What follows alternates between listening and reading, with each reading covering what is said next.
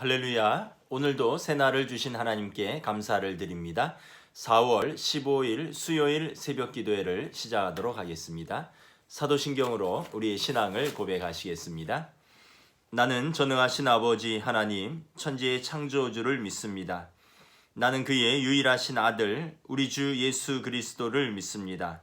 그는 성령으로 잉태되어 동정녀 마리아에게서 나시고 본디오 빌라도에게 고난을 받아 십자가에 못 박혀 죽으시고 장사된 지 사흘 만에 죽은 자 가운데서 다시 살아나셨으며 하늘에 오르시어 전능하신 아버지 하나님 우편에 앉아 계시다가 거기로부터 살아있는 자와 죽은 자를 심판하러 오십니다. 나는 성령을 믿으며 거룩한 공교회와 성도의 교제와 죄를 용서받는 것과 몸의 부활과 영생을 믿습니다. 아멘. 찬송가 218장 찬양하시도록 하겠습니다. 찬송가 218장입니다. 내 마음과 정성을 다하여서 주 너의 하나님을 사랑하라. 내 몸을 아끼고 사랑하듯 형제와 이웃을 사랑하라. 주께서 우리에게 명하시니 그 명령 따라서 살아가리. 널 미워 해치는 원수라도 언제나 너그럽게 사랑하라. 널 핍박하는 자 위에서도 신실한 마음으로 복을 빌라. 주께서 우리에게 명하시니 그 명령 따라서 살아가리. 나 항상 주님을 멀리하고 형제를 사랑하지 못하였다. 이러한 죄인을 사랑하사 주께서 몸버려 죽으셨다. 속죄의 큰 사랑 받으니모 내 생명 다 바쳐 충성하리. 아멘.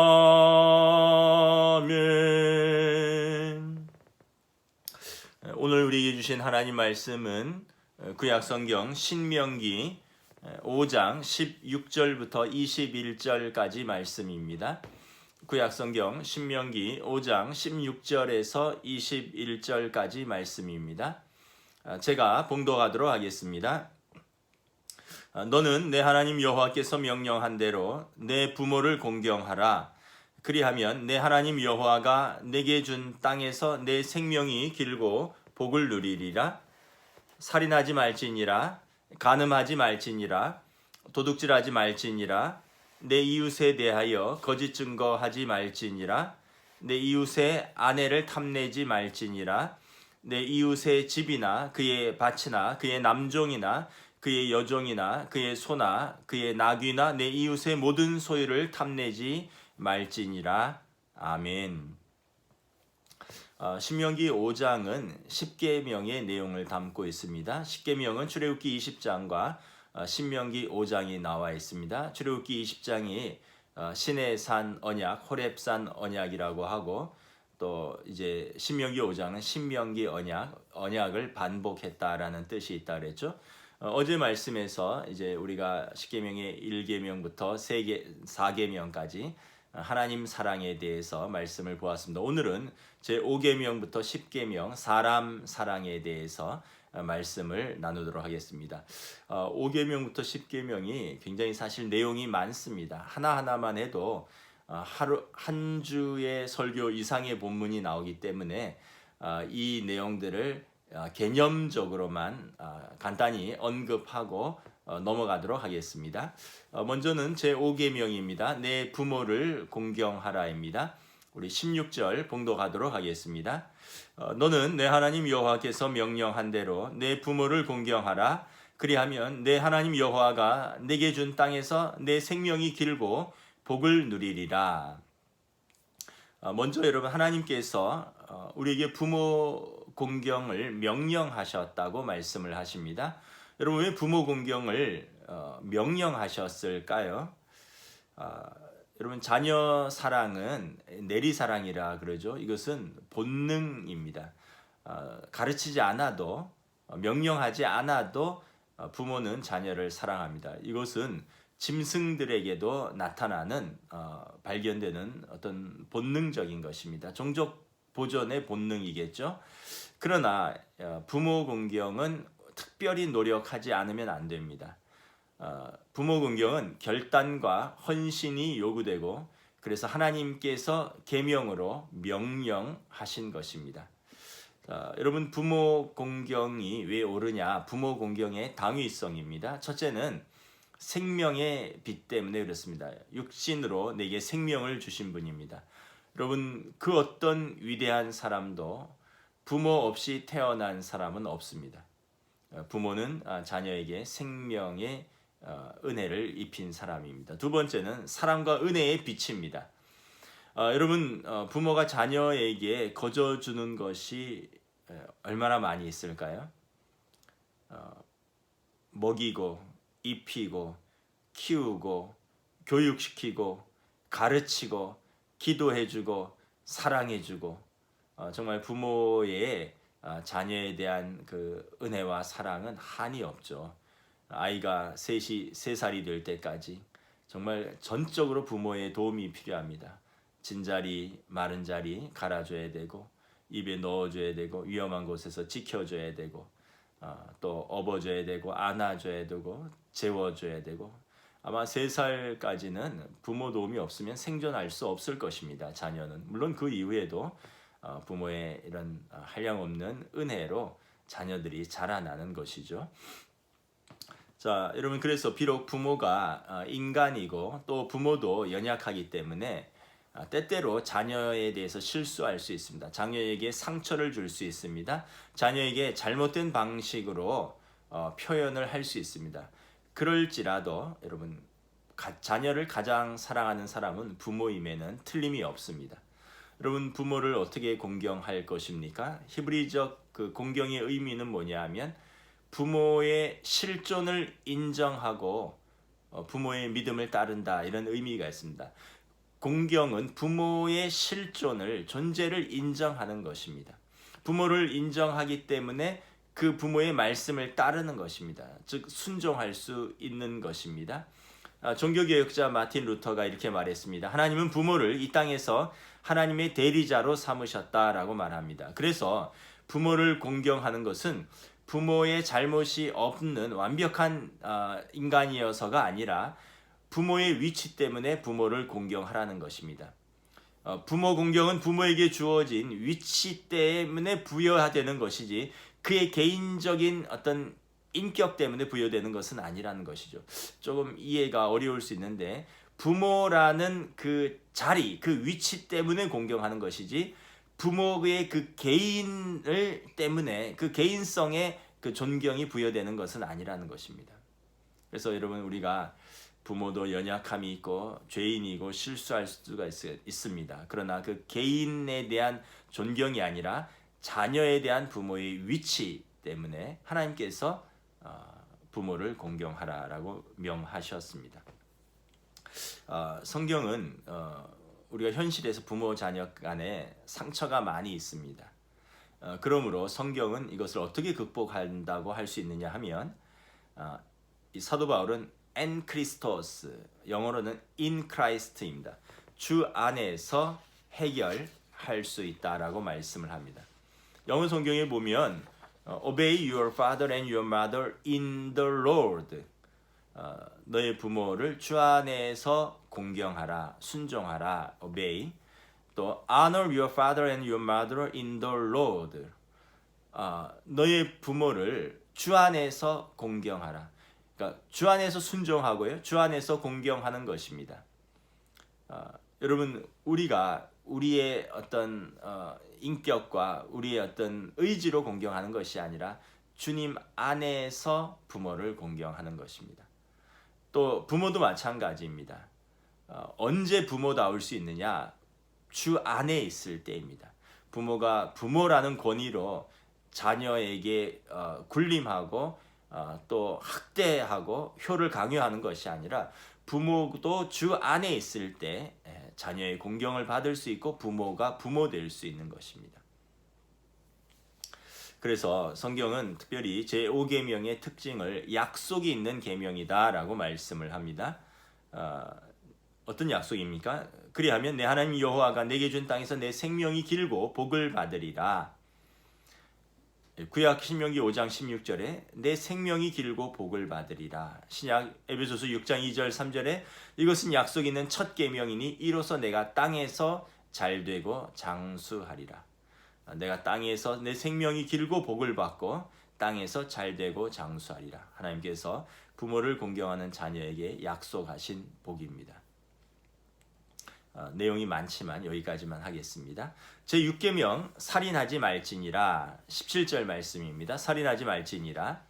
의미는 뭐냐면 생명은 하나님께 속한 것이라는 거죠. 생명을 주신 분은 하나님이시고 그러므로 함부로 인간이 마음대로 해서도 안 되고 침범해서도 안 되는 영역은 생명에 관한 것입니다. 그래서 창세기 9장 6절에 보면 다른 사람의 피를 흘리면 그 사람의 피도 흘릴 것이니 이는 하나님이 자기 형상대로 사람을 지으셨음이니라. 그래서 누군가의 피를 흘리면 본인의 피를 흘려야 된다라는 것입니다. 모든 사람은 하나님의 형상을 따라 지음을 받았습니다. 그러므로 누구도 그 생명을 훼손하거나 함부로 할 권리가 없는 것입니다. 모세의 율법 중에 동해복수법 또는 동태복수법이라고 하는데 어떤 내용이냐면 동일한 형태로 처벌하라는 것입니다. 신명기 21장이나 신명기 19장이나 출애굽기 21장에 보면 눈에는 눈으로 이는 이로 생명은 생명으로 갚으리라. 현대인들이 생각할 때 구약의 눈에는 눈으로 이는 이로 생명은 생명으로 갚는다는 것이 야만적인 것으로 느낄 수 있지만 그러나 여러분 그것은 어떤 의미가 있냐 하면 그렇게 동일하게 복수를 함으로써 사적인 복수를 금지시키는 것입니다. 예를 들면 고대 사회에서 두 사람이 싸우다가 한 사람이 한쪽 눈을 잃었어요. 그럼 어떻게 되겠습니까? 한 눈을 잃은 아이의 아버지가 분노로 말미암아 이성을 잃고 사람들을 동원하여 자신의 아들의 눈을 상하게 한 그 사람을 찾아가서 그의 생명을 빼앗을 것입니다. 그러면은 이번에는 아들의 생명을 잃은 아버지가 또 사람들을 동원해서 그 상대방의 부족을 야밤에 또 습격하여서 무수한 생명들을 약탈하고 빼앗을 것입니다. 만약 율법이 동해복수법을 규정하지 않았다면 복수는 더 큰 복수를 낳고 피는 피를 부르는 그런 악순환이 반복되었을 것입니다. 그래서 눈은 눈으로 끝나야 된다는 것입니다. 이가 상했으면 이를 상하는 것으로 끝내라는 것입니다. 그러나 생명을 빼앗으면 그는 생명으로 갚아야 된다는 것입니다. 그래야지 생명에 대해서 함부로 훼손하거나 빼앗을 수 없다라는 것입니다. 그러므로 10계명의 제6계명 살인하지 말지니라는 불법적이고 허용되어서는 안 될 폭력으로부터 이스라엘 공동체의 삶을 법적으로 보호하는 데 그 취지가 있는 것입니다. 이제 제7계명입니다. 18절 간음하지 말지니라. 여러분 간음이란 것은 결혼을 전제로 하는 것이죠. 여러분 구약에 결혼에 대해서 뭐라고 말씀하고 있습니까? 하나님께서 친히 제정하신 거룩하신 제도다라고 말씀을 합니다. 창세기 2장 24절에 그러므로 남자가 부모를 떠나 그의 아내와 합하여 둘이 한 몸을 이룰지로다. 여러분 율법에서 보면 레위기 19장 18절에 내 이웃 사랑을 내 자신과 같이 하라. 내 이웃 사랑을 내 자신과 같이 하라는데 내 이웃에 가장 가까운 사람이 누구인가요? 가족이죠. 여러분, 가족 중에서 가장 가까운 사람이 누구입니까? 결혼을 안 했다면 부모 자식 사이고 결혼했다면 부부 사이입니다. 결혼했다면 여러분, 부모 자식 사이보다 부부 사이가 더 우선시 돼야 되고, 그리고 이것이 더 가장 가까운 사이가 옳은 것입니다. 부부 사이보다 자꾸 부모 자식을 더 먼저 생각해야 된다 하고 강요하는 것은 성경적으로 의미를 잘 모르는 것입니다. 결혼을 하지 않았다면 부모 자식이 가장 가까운 이웃이고요. 여러분, 결혼을 했다면 부부 사이인 것입니다. 그러므로 여러분, 가장 가까운 사람을 너 자신과 같이 사랑하라. 남편들이여 내 아내를 내 몸과 같이 사랑하라. 성경은 말씀하고 있죠. 내 아내여 내 남편을 사라가 아브라함을 주라고 부르며 복종한 것처럼 사랑으로 순종하라 말씀하고 있는 것이죠. 그래서 여러분, 부부는 서로 언약을 맹세한 사이입니다. 언약. 우리가 부부간에 섭섭한 일이 있으면 한번 언약을 생각해 보시기 바랍니다. 제가 목사로서 주례를 할 때 이렇게 선서를 시킵니다. 남편은 아내가 검은 말이 팥뿌리가 될 때까지, 건강할 때나 아플 때나 어떠한 형편에 있든지 남편의 도리를 감당할 것입니다. 아내는 어떻습니까? 동일하게 남편의 어떠한 형편에 있을 텐지, 돈을 잘 벌든지 못 벌든지, 능력이 있든지 없든지, 젊거나 늙거나 나는 이 남자를 사랑하고 본분을 지킬 것입니다. 마땅한 도를 이제 지킬 것입니다. 이렇게 언약을 하죠. 그래서 여러분, 우리가 그 언약을 생각해 봐야 합니다. 내 배우자가 나를 얼마나 행복하게 했느냐, 나는 결혼해서 왜 불행하느냐, 왜 저 사람이 나한테 이렇게 행복하게 안 해주느냐, 이걸 생각하기에 앞서서 나는 내가 언약한 대로 내 배우자를 얼마나 행복하게 만들었느냐, 나는 결혼식 때 내 아내에게, 내 남편에게 언약한 대로 나는 저 사람을 행복하게 해주기 위해서 나는 얼마나 노력하고 인내하고 헌신했느냐, 이걸 한번 생각을 해보면 여러분, 우리가 다시 마음이 새로워질 것입니다. 신약에서 여러분, 간음에 대해서 예수님이 이렇게 말씀하셨습니다. 마음을 지켜야 된다. 마태복음 5장 27절 28절에 또 간음하지 말라 하였다는 것을 너희가 들었으나 나는 너희에게 이르노니 음욕을 품고 여자를 보는 자마다 마음에 이미 간음하였느니라. 예수님의 말씀은 음행을 피하기 위해서는 먼저 우리의 마음을 잘 지켜야 된다는 것입니다. 마음을 못 지키고 음욕을 가지면, 그리고 그 여자를 보면 이미 마음으로는 간음한 것과 다름이 없다라는 것입니다. 바울 사도도 성도의 몸은 거룩한 성령의 전이라. 그러므로 너희가 하나님의 성전인 것과 하나님의 성령이 너희 안에 계시는 것을 알지 못하느냐. 누구든지 하나님의 성전을 더럽히면 하나님이 그 사람을 멸시하리라. 하나님의 성전은 거룩하니 너희도 그러하니라. 내 몸이 하나님의 성전이라는 것을 알면 우리가 이 간음이라는 유혹으로부터 우리가 하나님 앞에 서서 우리 자신을 지킬 수 있을 것입니다. 무엇보다 여러분, 부부가 화목해야 됩니다. 부부가 불화하면 마음이 떠나게 되고 자꾸 외부로부터 유혹을 받을 수 있습니다. 그래서 부부가 화목하시기를 축복합니다. 제8계명 도둑질하지 말지니라. 19절 말씀이죠. 도둑질하지 말지니라. 이것은 8계명입니다. 도둑질의 여러 가지 형태가 있습니다. 첫째는 타인의 재물을 도둑질하는 것입니다. 타인의 재산권을 여러분, 인정하고 보호하기 위해서 도둑질하지 말라라고 말하는 것입니다. 어떤 사회도 타인의 재산을 인정하지 하고 보호하지 않고는 조화롭고 질서 있고 안전하고 평화롭게 살 수 없는 것입니다. 여러분, 내가 수고하고 땀 흘린 것을 누가 밤에 들어와서 또는 칼이나 총으로 위협하고 마음대로 가져간다면 과연 그 사회가 안전한 사회고 평화로운 사회고 살만한 사회이겠습니까? 그래서 이 도둑질하지 말라. 타인의 재물에 대한 도둑질이고, 두 번째는 타인의 생명에 대한 도둑질입니다. 여러분, 물건을 도둑질하는 것은 타인의 것의 일부를 가져오는 것이지만 타인의 생명을 도둑질하는 것은 다른 사람의 모든 것을 가져오는 도둑질입니다. 성경에 보면 형들이 요셉을 돈을 받고 노예 상인에게 팔았습니다. 그의 인생에 있어서 13년이라는 시간을 도둑질한 것입니다. 현대에서는 보면 여러분, 유괴라든가 납치라든가 인신매매라든가 소말리아 해적들이 바다에서 해적질을 하고 인질 사업을 하고 그것으로 돈을 요구하고 이런 것들은 다 생명을 도둑질하는 것입니다. 또 타인의 권리를 도둑질하는 것입니다. 힘과 권리를 이용해서 타인의 인권을 유린하고 꿈을 도둑질합니다. 아이들도 학교에서 집단으로 약한 아이들을 따돌리고, 여러분 직장에서 상사가 갑질을 하고 또 인권을 유린하고, 요즘은 또 미투 운동이잖아요. 성추행, 성폭행으로 어떤 약한 여성들의 인격을 도둑질하는 것들, 이것이 타인의 권리를 도둑질하는 것입니다. 타인의 마음과 영혼을 도둑질하는 것도 있습니다. 이단과 사이비 같은 것이죠. 이런 잘못된 이단과 사이비 종교의 목적은 하나입니다. 그들의 영혼을 도둑질해서 그들의 몸과 그들의 시간과 그들의 인생과 그들의 물질 전체를 도둑질하는 것입니다. 또 여러분, 자기 인생에 대한 도둑질이 있습니다. 여러분, 자기 인생이라고 인생을 함부로 낭비해서는 되는 것이 아닙니다.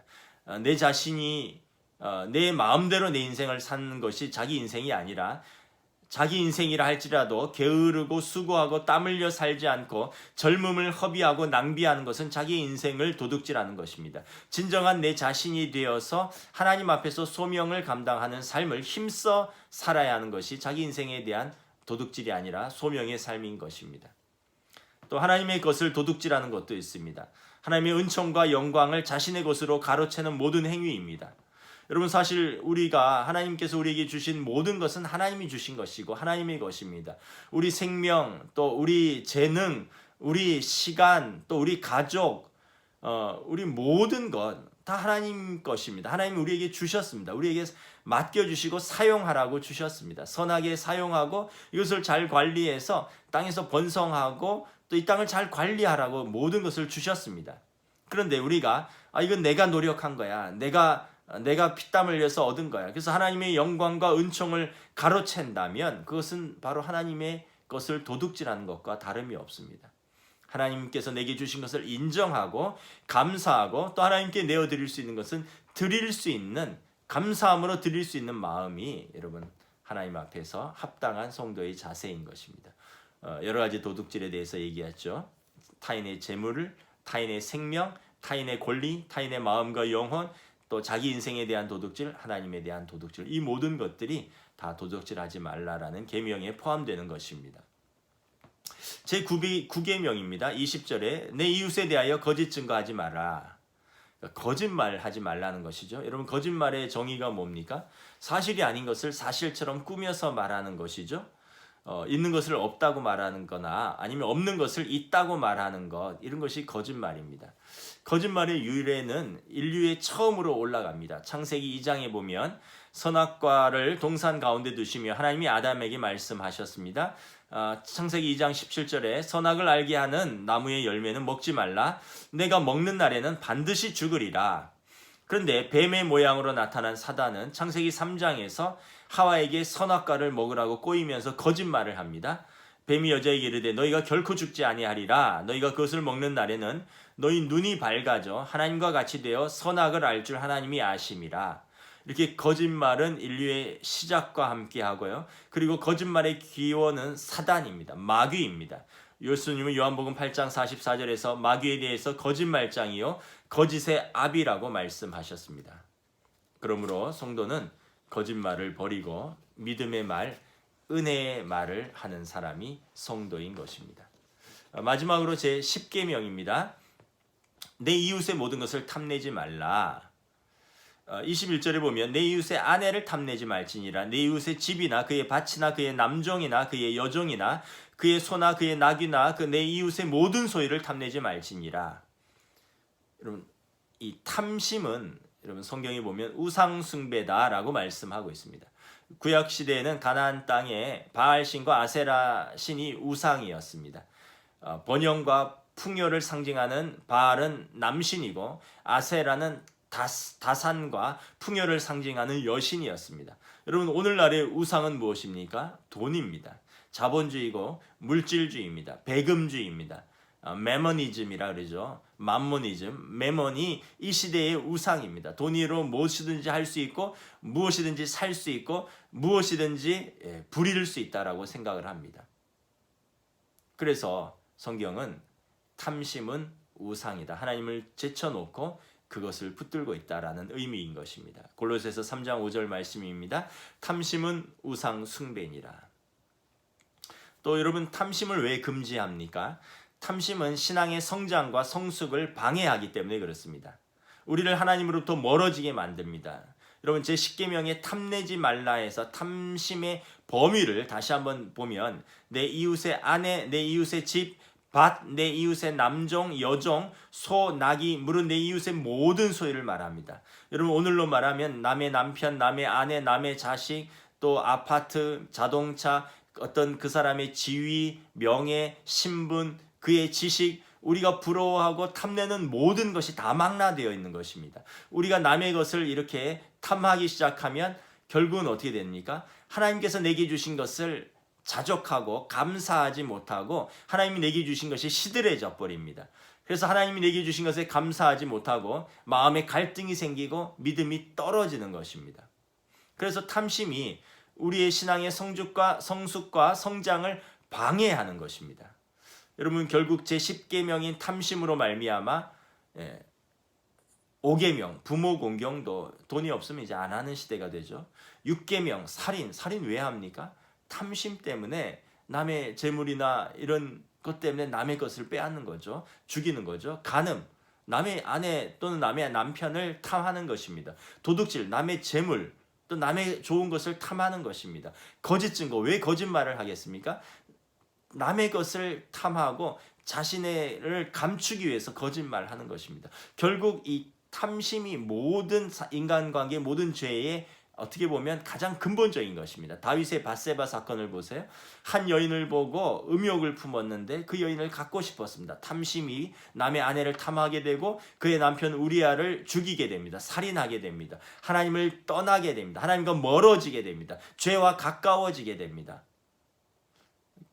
거짓말하게 됩니다. 요압에게 거짓말해서 우리아를 최전방에 보내서 죽게 만듭니다. 이런 모든 것들은 다 사실은 탐심에서 시작되는 것입니다. 말씀을 정리하겠습니다. 10계명은 하나님 사랑, 사람 사랑이라 그랬습니다. 1계명부터 4계명이 하나님 사랑, 5계명부터 10계명이 사람 사랑입니다. 이게 중요한 것은 뭐냐면 순서입니다. 하나님 사랑이 먼저입니다. 사람 사랑이 아니라 이 시대는 사람을 사랑해야 된다. 하나님보다 신보다 사람 사랑이 우선이라 하지만 여러분, 하나님 사랑이 먼저 되어야지 사람 사랑을 온전히 할 수 있는 것입니다. 말씀을 마치겠습니다. 여러분, 다시 한번 우리에게 주신 하나님의 말씀을 붙들고 우리가 이 말씀을 지키고 하나님의 복을 받는 성도들 되시기를 주님의 이름으로 축복합니다. 아멘. 기도하겠습니다. 하나님, 은혜를 감사합니다. 하나님께서 우리에게 많은 법들이 있지만 10가지를 함축하여 주셨습니다. 하나님 사랑에 대해서 어떻게 하나님을 사랑할 것인가, 또 하나님의 나를 지키고 예배할 것인가, 어떻게 사람을 사랑할 것인가, 사람 사랑의 시작인 부모 공경부터 또 아내에게 또 남편에게 언약을 지키는 간음, 다른 사람의 생명을 지키는 것, 또 다른 사람의 재물을 도적질하는 것, 또 다른 사람의 어떤 인격이나 나의 그것을 감추기 위한 거짓말하는 것, 이 모든 것은 사실은 탐심에서 10계명에서 비록된 것이라 말씀하고 있습니다. 우리 자신을 잘 지킬 수 있기를 원합니다. 우리가 우리 자신을 지킬 수 있는 것이 아니라 하나님께서 우리 마음을 지킬 때 지켜질 줄 믿습니다. 하나님의 말씀이 우리를 지키는 줄 믿습니다. 우리가 하나님의 말씀을 지키는 것 같지만 그것이 아니라 하나님의 말씀이 우리를 지키는 줄 믿습니다. 오늘 하루도 하나님 우리를 지켜주시고 성령님 동행하여 주시옵소서. 감사를 드리오며 우리 주 예수 그리스도 이름으로 기도드리옵나이다. 아멘.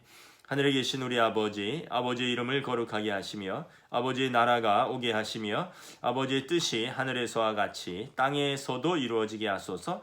오늘 우리에게 일용할 양식을 주시고 우리가 우리에게 잘못한 사람을 용서하여 준 것 같이 우리 죄를 용서하여 주시고 우리를 시험에 빠지지 않게 하시고 악에서 구하소서. 나라와 권능과 영광이 영원히 아버지의 것입니다. 아멘.